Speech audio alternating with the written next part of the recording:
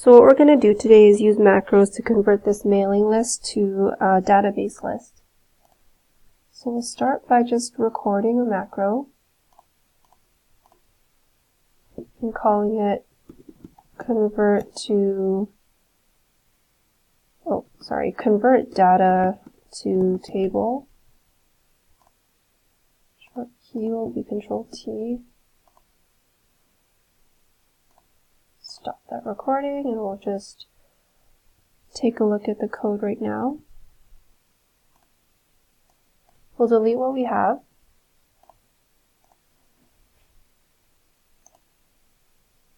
And start recording our first code. We'll select Use Relative References and start recording.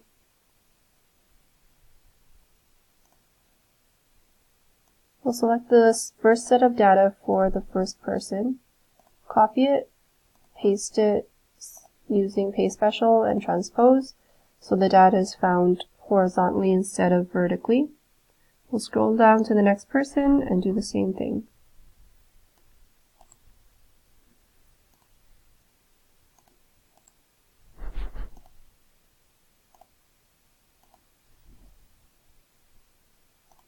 So we'll stop recording and take a look at what we have so far.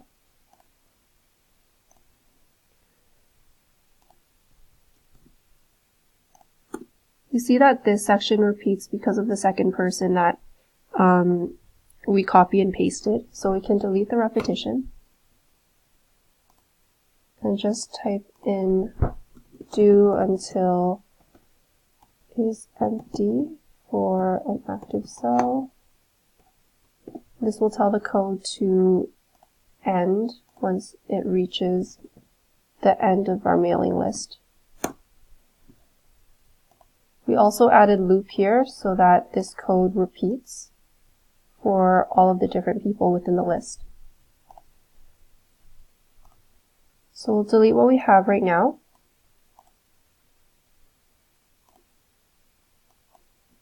And we will just run our code. Sorry, we're going to test our code.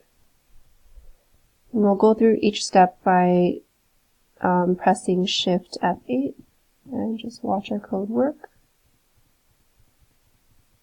Okay, so it seems to be working.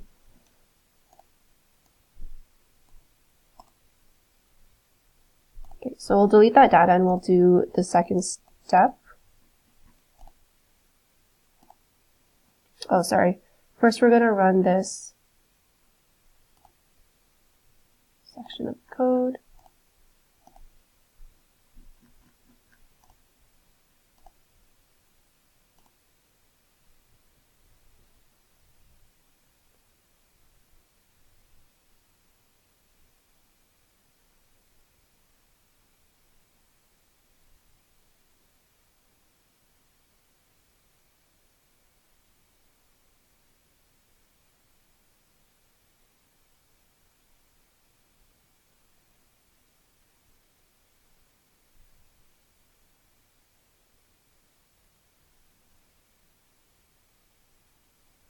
Great. So what we want to do next is get rid of all these spaces in between the different people and also order them alphabetically.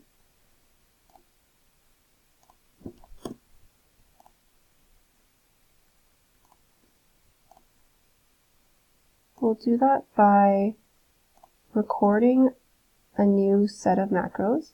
So we'll hit record.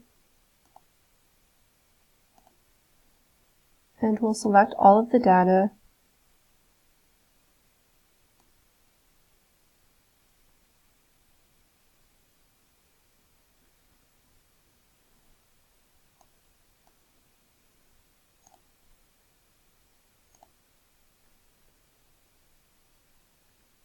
we'll sort them alphabetically.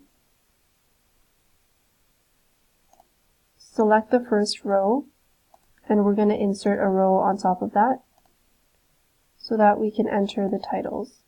So we'll do the same thing. We'll copy these 6 titles,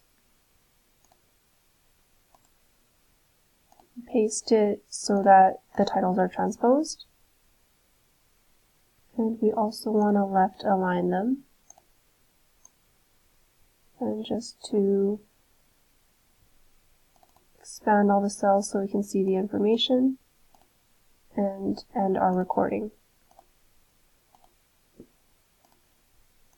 So we can see now this section of the code is what we just did. And in order to combine the two steps together, we're just going to delete this section.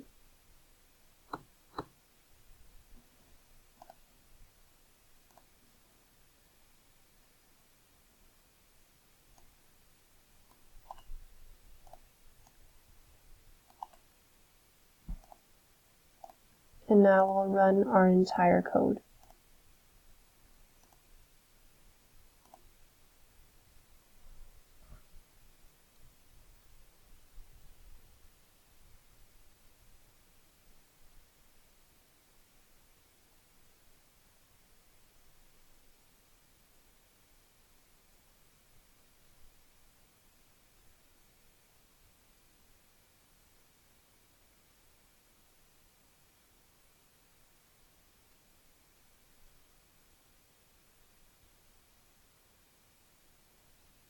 Okay, and there we go. So now, instead of having the list of names sorted like on the left, we have a more comprehensive table where it sorts by name, company, and business address using columns.